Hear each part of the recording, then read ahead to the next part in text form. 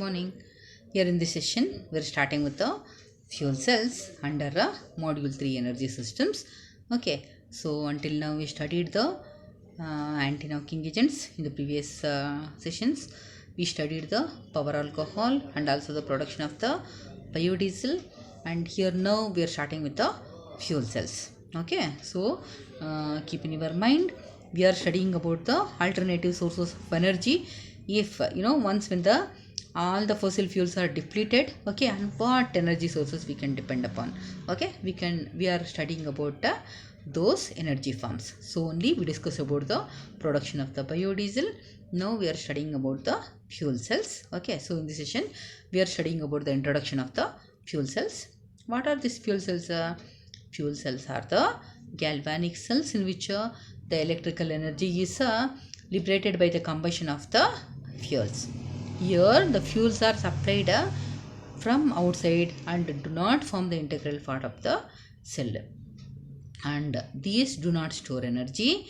Electrical energy can be obtained continuously as long as the fuels are supplied and the products are removed continuously. In these aspects, fuel cells different from a conventional batteries. You know, in the case of fuel cells, nothing is stored. Okay, in a batteries, in the case of batteries, we call it as anodic and cathodic components, no? Okay, and they will be reacting to give a electrical energy. In the case of a fuel cell, we call here it as a, we don't call it as a anodic and cathodic compounds. We will be calling here as a fuel and oxidant. Fuel and oxidant. Fuel and oxidant are passed through the anodic and cathodic electrodes. In fuel cells, there will be a presence of a porous electrodes. Through the porous electrodes, we are supplying the fuel and the oxidant. Okay, fuel and oxidant are supplied, and there will be a continuous production of the energy until we supply the fuel and oxidant. Okay, so here in the case of a fuel cell, there is a continuous movement of a fuel and oxidant through anodic and cathodic electrodes in and out of the cell continuously. Okay, until we supply the fuel and oxidant, there will be a liberation of energy. Fine.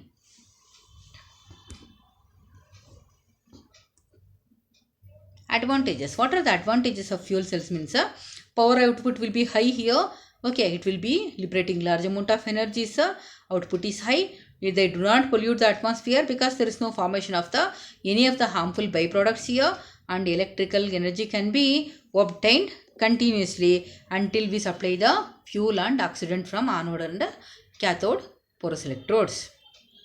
And you should know the difference between the conventional batteries and fuel cells. Okay, how the fuel cells differ from the conventional batteries. You know batteries, right? Okay, in batteries, no, all the things, the anodic compound, cathodic compound, anodic electrode, cathodic electrode, electrolyte, separator, okay, everything is stored in the battery. But here in the case of a fuel cell, only the electrode and the pattern will be there. When we need energy, when we need to produce the energy, the fuel and oxidant are passed through the electrodes. Okay, so you should remember here, it's very important. Secondary batteries are, secondary batteries are rechargeable. Okay, when we take batteries, primary batteries are not rechargeable, right? We can use the batteries and we have to throw once when the active component is over. Okay, so coming to the difference of conventional batteries and fuel cells. Okay, you should not say that batteries are rechargeable. All batteries are not rechargeable. No, only secondary batteries are rechargeable, right?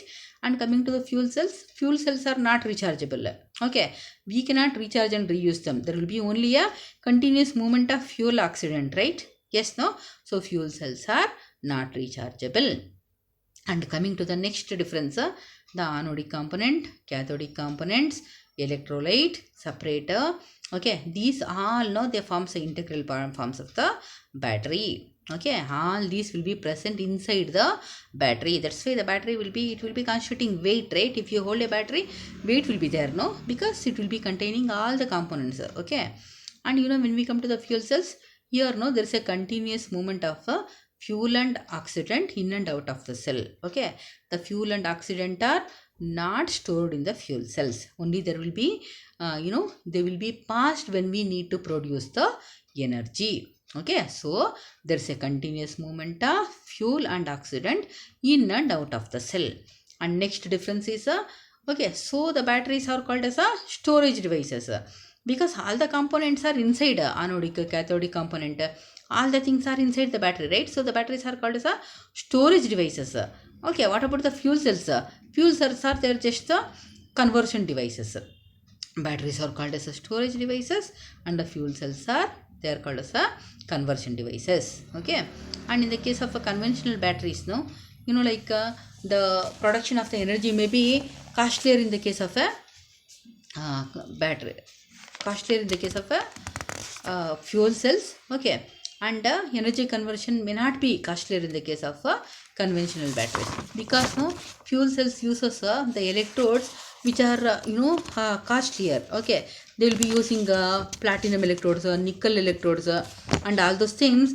They will be costlier compared to the normal battery electrodes. Okay, so when we come to the production cost, okay, the fuel cells may be slightly costlier compared to the normal batteries. Okay, these are all about the difference between the conventional batteries and fuel cells. And we can say one more point also here.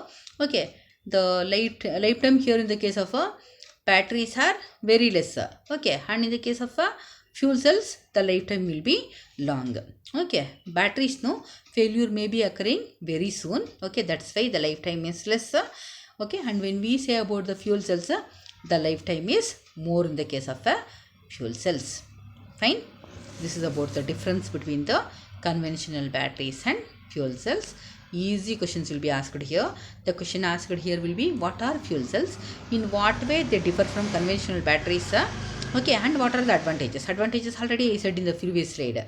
Okay, it will be asked for 6 marks. Very easy question. Okay, you should know the definition. Okay, what are fuel cells? Fuel cells are the galvanic cells which convert the okay, what it converts from what to what? Chemical energy directly into electrical energy. You must use the word here, directly into electrical energy. Okay, and these are the differences. Batteries are the storage devices, fuel cells are the conversion devices. Energy production in a batteries may not be costlier, in fuel cells it will be costlier. Okay, and in a batteries everything will be stored inside, all the components. But in the case of a fuel cells, there will be a movement, continuous movement of fuel and oxidant in and out of cells. And secondary batteries are rechargeable, and fuel cells they cannot be recharged and reused. Okay, only it will be producing the energy until the fuel and oxidant are supplied. Okay, and what are the applications of fuel cells means? Usually the fuel cells will be used where there is a need for production of a large amount of energies. Okay, so fuel cells are used in large scale energy productions, and it is also used in missile applications. It is used, and it is also used in military purposes, where and all there will be a requirement of large amount of energies instantly. Their fuel cells are used. Okay, so thank you. With this we're stopping here, and we will be meeting with the next content in the next session.